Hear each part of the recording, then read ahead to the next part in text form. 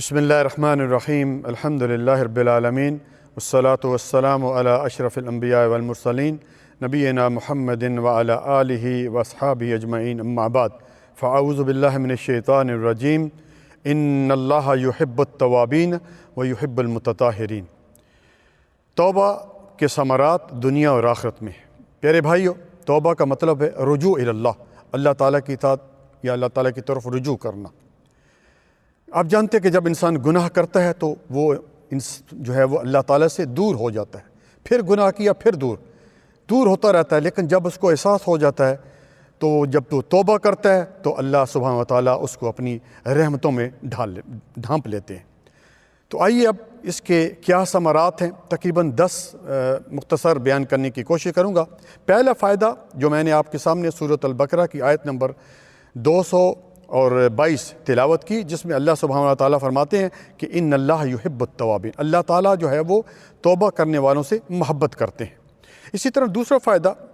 سیدنا عبداللہ بن مسعود رضی اللہ تعالیٰ عنہ اس حدیث کے راوی ابن ماجہ کی حدیث نمبر 3427 ہے، رسول اللہ صلی اللہ علیہ وآلہ وسلم نے فرمایا التائب من الذنب کمن لا ذنب لہ او کما قال صلی اللہ علیہ وسلم،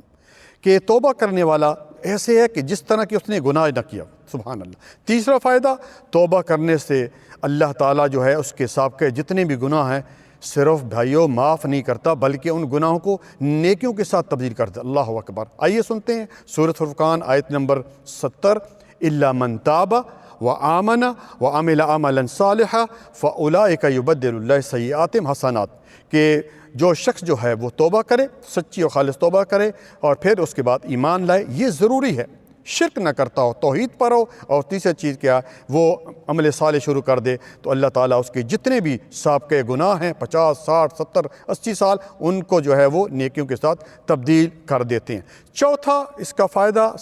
یا اس کا ثمرہ توبہ کا، وہ ہے سیدنا انس رضی اللہ تعالیٰ عنہ اس حدیث کے راوی ہیں، ترمذی کی حدیث نمبر 2029 ہے، رسول اللہ صلی اللہ علیہ وآلہ وسلم نے فرمایا کل ابن آدم خطاء وخیر الخطائین التوابون،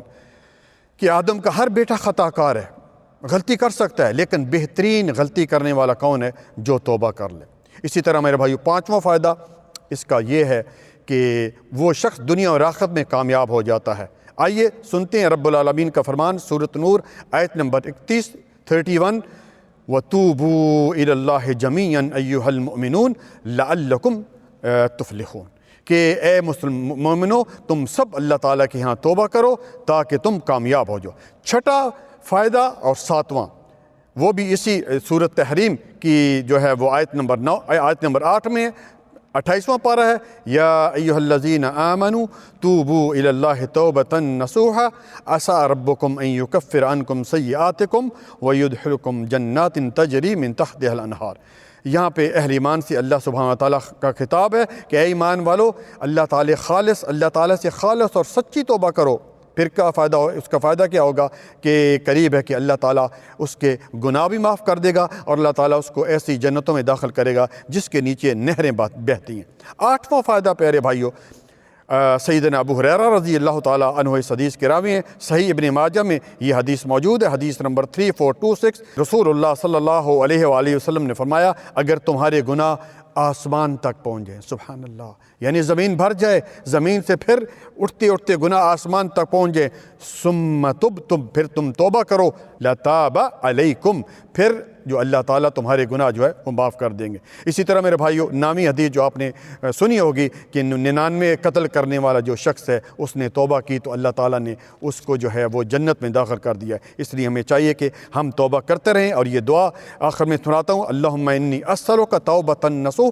قبل الموت، اے اللہ ہمیں موت سے پہلے